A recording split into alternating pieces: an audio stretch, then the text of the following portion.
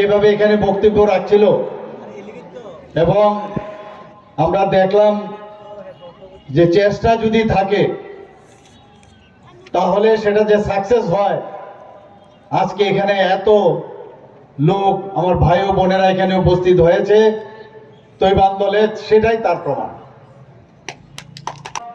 এতদিন ধরে তিপ্রাসা বলে বহু পার্টি এখানে এসেছে, লোকাল পার্টি, বহু পার্টি, কিন্তু আমরা কিন্তু দেখেছি কোনো কাজের কিছু নেই। যার যার ব্যক্তিগত ইন্টারেস্টের জন্য এই পার্টি তৈরি হয়েছে এবং পার্টিও শেষ। দিয়েছেন, ইন্টারনেট দিয়েছেন, রেলওয়ে দিয়েছেন, এয়ারওয়ে দিয়েছেন, শুধু তাই নয়, তার সাথে আজকে জলপথেরও ব্যবস্থা এখানে করেছেন। শুধু ত্রিপুরা না, নর্থ ইস্টার্ন জোনের বহু জায়গায় যাদের সময়ে উগ্রপন্থী সৃষ্টি হয়েছে, বিশেষ করে ত্রিপুরাতে আমাদের সরকার আসার পর যাদেরকে এই জনজাতিদের ভুল বুঝে যেভাবে উগ্রপন্থার মধ্যে যুক্ত করেছে, তাদের সময় এইগুলো সৃষ্টি হয়েছে। আর আমাদের সরকার আসার পর তাদেরকে আমরা মূল স্রোতে আমরা নিয়ে এসেছি। বন্ধুগণ, আমরা টাকা দিচ্ছি, আমরা ওনাদের রিহ্যাবিলিটেশনের জন্য সব ব্যবস্থা করছি। মাঝখান থেকে অন্য ব্যক্তি এসে বলবে যে সেই সুযোগ নেবে, এগুলো মানুষ খুব ভালো করে বুঝে গেছে এখন যে যদি দিতে হয়, যদি জনজাতিদের উন্নয়ন করতে হয়, নর্থ ইস্টকে যদি শান্তি রাখতে হয়, ত্রিপুরাকে যদি শান্তি রাখতে হয়, তাহলে একমাত্র আমাদের ভারতীয় জনতা পার্টি এবং মাননীয় প্রধানমন্ত্রীজি সেটা পারেন। 2021-এর যখন এডিসি ইলেকশন হয় তখন আমি এই সব জায়গার মধ্যে বহু জায়গায় গেছি। ইলেকশনের আগে একবার তাদের এই খুন সন্ত্রাস, নির্বাচনোত্তর সন্ত্রাস, এগুলো আমরা দেখেছি। গুন্ডামি করে, কাউকে জবরদস্তি করে। আজকেও আমার কাছে খবর এসছে এখানের প্রোগ্রামে যদি কেউ যাতে না আসতে পারে, রাস্তার মধ্যে আটকানোর ব্যবস্থা করা হয়েছে। এটা কোন ধরনের রাজনীতি? এটা কোন ধরনের রাজনীতি? আসারাম বাড়িতে প্রধানমন্ত্রীর মন কি বাত অনুষ্ঠানে সেখানে গিয়ে আমাদের জনজাতি গোষ্ঠীর 5-6টা ছেলে, আমাদের পার্টির ছেলে, তারা সেখানে মোবাইল চালিয়ে এই মন কি বাত অনুষ্ঠান দেখছিল। তাদের উপর ওরা আক্রমণ করেছে, প্রাণঘাতী হামলা করেছে, বিভিন্ন জায়গায় এই ধরনের হামলা করেছে। বলছে কি যে না, ন্যাশনাল পার্টিকে এডিসি এলাকা আসতে দেবে না, ন্যাশনাল পার্টি ভারতীয় জনতা পার্টিকে আটকিয়ে দেবে। এই ক্ষমতা কারোর নেই, কারোর ক্ষমতা নেই। ন্যাশনাল পার্টি আসবে, ভারতীয় জনতা পার্টি যাবে, প্রতিটা মানুষের কাছে যাবে এবং মানুষের জন্য, জনজাতিদের জন্য বিশেষ করে যে কাজগুলো এই পার্টি করেছে সেগুলো মানুষের ঘরে ঘরে আমরা নিয়ে যাব। জাতি জনজাতির মধ্যে বিভেদ সৃষ্টি করে দাও, একটা এই ধরনের যে ব্যবস্থা, এই আরেকটা হচ্ছে গায়ের জোর ব্যবহার করো। এই রাজনীতি আমরা চাই না, আর এই রাজনীতি আমরা করতেও দেব না আগামী দিন। আমরা থানসা বলছে, আমরা সারা ত্রিপুরায় আমরাই হচ্ছি থানসা, যে সমস্ত জাতি জনজাতি আমাদের যারা মণিপুরীরা আছেন, সংখ্যালঘুরা আছেন, সবাইকে নিয়ে আমরা চলতে চাই। এখন আবার নতুন আরেকটা ঘুম থেকে উঠে ভাবে এটা তো কাজ হচ্ছে না ভাই, মুশকিলে পড়ে গেলাম, তাহলে আরেকটা ইস্যু বের করতে হবে। কি ইস্যু? যে আগামী দিন এখানে জনজাতি মুখ্যমন্ত্রী হবে। ভালো, জনজাতি মুখ্যমন্ত্রী হলে তো আমাদের আপত্তি নেই। আমার পূর্ববর্তী বক্তা বলেছেন এখানে জনজাতি মুখ্যমন্ত্রী দশরথ দেববর্মা মহোদয় এখানে হয়েছেন। সংখ্যাধিক্যের কারণে যদি হয় এত অসুবিধা কি আছে? জনজাতি মুখ্যমন্ত্রী এখানে ত্রিপুরাতে এসসি সম্প্রদায়ের মুখ্যমন্ত্রী হয়েছে, মণিপুরী সম্প্রদায়ের মুখ্যমন্ত্রী হয়েছে, বাঙালিদেরও মুখ্যমন্ত্রী হয়েছে। তাহলে এই যে একটা সাম্প্রদায়িক সুরসুরি দিয়ে রাজনীতি করা, এর কতদিন চলবে? এইভাবে চলবে না। আমি সব জায়গায় বলি যে এই ইস্যু যখনই একটা শেষ হয়ে যায় আরেকটা ইস্যু, আরেকটা কি ইস্যু? যে এখন আমাদের সাথে যে অ্যাকর্ড হয়েছে, এত বছর হয়ে গেল, এতদিন হয়ে গেল, অ্যাকর্ডটা কেন হচ্ছে না? একবার এক একটা অ্যাকর্ড যখন হচ্ছে না, সে অ্যাকর্ডে কি লেখা ছিল? যে 6 মাসের মধ্যে কোন রকম আমরা আন্দোলন করব না, কোনো জায়গার মধ্যে আমরা কাউকে মারব না। ডে 1 থেকে, যেদিন থেকে এই অ্যাকর্ড হয়েছে তারপর দিন থেকে শুরু বিভিন্ন জায়গায় মারপিট, সন্ত্রাস ইত্যাদি করছে। তাহলে অ্যাকর্ডটা কোন দিক থেকে হবে? এই অ্যাকর্ড তো তোমরাই ভাঙলে। তারপরও ওনাদের সাথে আমি ভালোভাবে কথা বলেছি, আমাদের সরকার ভালোভাবে কথা বলছে, কিন্তু এমন ভাবে একটা দাদাগিরির যে একটা চিন্তা যে আমাদের ছাড়া চলবে না, সেটা তো কোনো অবস্থায় ভারতীয় জনতা পার্টি সেটাকে কোনো অবস্থায় সেটাকে মানবে না, আগামী দিনেও মানবে না। গায়ের জোর দিয়ে হবে না। যদি থাকতে হয় সহাবস্থার মধ্যে সুন্দরভাবে থাকতে হবে। ভারতীয় জনতা পার্টির সাথে যেহেতু এসেছো, আমরা চাই আমাদের ভারতীয় জনতা পার্টির যে সব সময় রয়েছে, যে আমাদের যারা পার্টনার আছে, আমাদের সাথে যারা আছেন, তাদেরকে আমরা কিন্তু ছাড়ি না। কেউ যদি যেতে চায় কোনো নো প্রবলেম, কিন্তু আমরা অ্যালায়েন্সের যে ধর্ম, সেই ধর্ম আমরা পালন করি। কেউ যদি অ্যালায়েন্সের ধর্ম পালন করতে না চায়, এটা তাদের বিষয়, আমাদের সমস্যা নয়। কিন্তু জনজাতিরা যাদের আমরা জানি, যারা এতদিন ধরে আমি যেটা দেখেছি অত্যন্ত কোমলমতি, তাদেরকে নানাভাবে উল্টো পাল্টা বুঝে তাদেরকে নানাভাবে ঘোলা জলে মাছ ধরার চেষ্টা করছে। এখন মানুষ বুঝে গেছে আমাদের রোমান স্ক্রিপ্ট করতে হবে। আর এই রোমান স্ক্রিপ্ট, এটা আবার কি রোমান স্ক্রিপ্ট? বিদেশের যে স্ক্রিপ্ট তুমি কেন নেবে? ককবরক ভাষার আমরা উন্নয়ন করছি, ভাষার সাথে আমাদের সমস্যা নাই, ভাষা তো আমরা উন্নয়ন করছি, কিন্তু এটাকে দেখুন কিভাবে বানিয়ে বলছেন যে আপনাদের যে ছেলে মেয়ে তাদেরকে ইংরেজি পড়াবেন না, কি বাংলা পড়াবেন? আমরা তো বলছি বাংলার সাথে আপনি সরিয়ে দিন, বাংলার দরকার নেই। কিভাবে স্ক্রিপ্টের সাথে একটা এই যে একটা ডিভাইডেড পলিসি করা, আমরা বলছি ককবরকই পড়তে হবে, নো প্রবলেম, কিন্তু সেটা আপনারা নিজেরা স্ক্রিপ্ট তৈরি করুন না, নিজেরা তৈরি করুন। আপনি হিন্দিতে আপনারা কথা বলেন, দেবনাগরীতে কথা বলেন, দেবনাগরী নেন না, দেবনাগরী আমরা নেব না। যদি দেবনাগরী না নেন, নো প্রবলেম, ইন্ডিজিনাস করুন। চাকমারা যদি নিজেদের স্ক্রিপ্ট করতে পারে, তাহলে আপনারা কেন স্ক্রিপ্ট করতে পারেন না? একটা ইস্যু চাই, পরীক্ষা আসছে, গতবারেও এই ধরনের প্রবলেম ওরা করেছে। আমি শেষ পর্যন্ত বললাম ঠিক আছে, আমার প্রবলেম নেই, ত্রিপুরা বোর্ড অফ সেকেন্ডারি এডুকেশনে যদি কেউ রোমান স্ক্রিপ্টে পরীক্ষা দিতে চায়, ও কোনো অসুবিধা নেই, অর্থাৎ স্ট্যাটাস কিউ আমি বলেছি, অর্থাৎ রোমান স্ক্রিপ্টে পরীক্ষা দিতে পারবে, আবার বাংলা হরফেও পরীক্ষা দিতে পারবে, প্রবলেম নেই। বাই দিস টাইম আপনারা আপনাদের স্ক্রিপ্ট তৈরি করুন। আমার কাছে বহু জনজাতির বিদ্বান ব্যক্তিরা আমার কাছে এসছে, ওনারা বলছেন আমরা স্ক্রিপ্ট আমাদের কাছে তৈরি আছে, আমরা স্ক্রিপ্ট দেব না। আমরা এই স্ক্রিপ্ট নেব না, কারণ ইস্যু শেষ হয়ে যাবে। এবং বিধানসভার মধ্যে আমি বলেছি যে এই যে পরীক্ষা হয়েছে, দেখা গেছে অত্যন্ত সামান্য কিছু লোক মাত্র রোমান স্ক্রিপ্টে পরীক্ষা দিয়েছে, আর বাকি বাংলা স্ক্রিপ্টে পরীক্ষা দিয়েছে। আমি বলছি ঠিক আছে, বাংলা আমাদের দরকার নেই, আপনার যদি গায়ে চুলকানি হয় বাংলা নিয়ে, আমার হ্যাভ নো প্রবলেম। রবীন্দ্রনাথ ঠাকুরকে 7 বার আপনি এনেছেন এখানে, আপনারা কোনো অসুবিধা নেই। কিন্তু আপনি নেক্সট জেনারেশন, আপনার যে নেক্সট জেনারেশন, তাদেরকে কি জবাব দেবেন?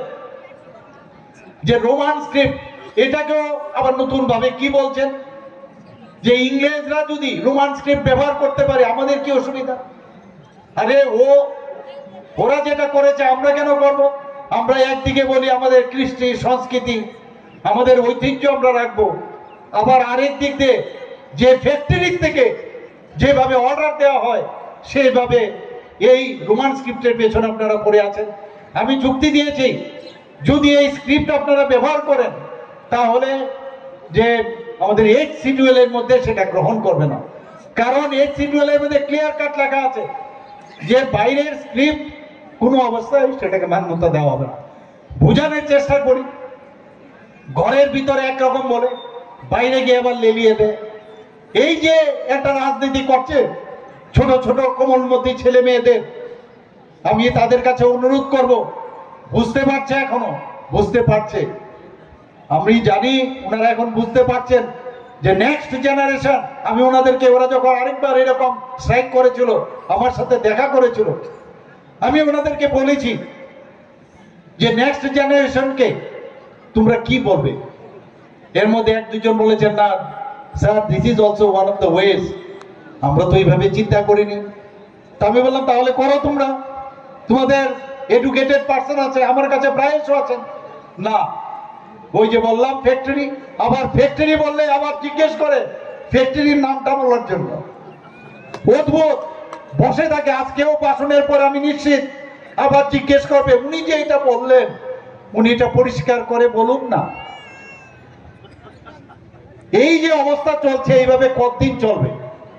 আমি আবার যদি বলি যে we are big brother, we are not big brother, আমাদের ব্রাদার ব্রাদার কিচ্ছু নেই।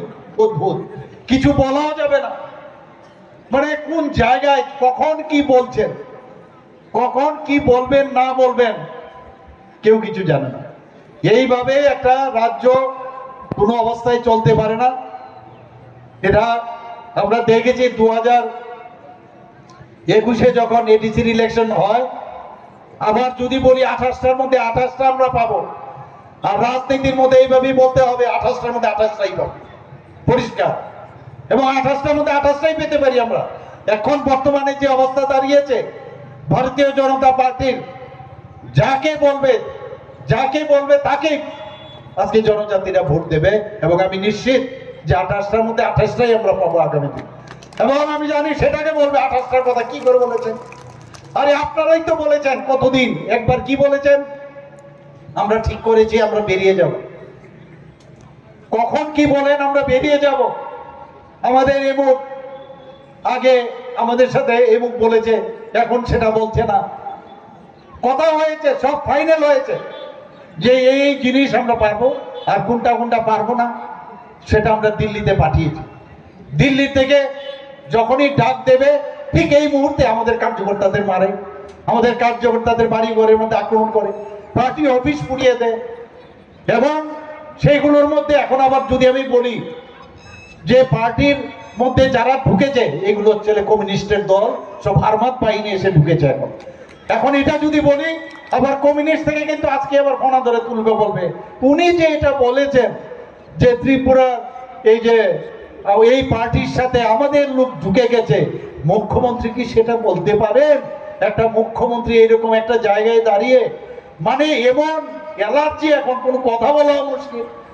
আগে বলতো এই মুখ্যমন্ত্রী তো নন পলিটিক্যাল,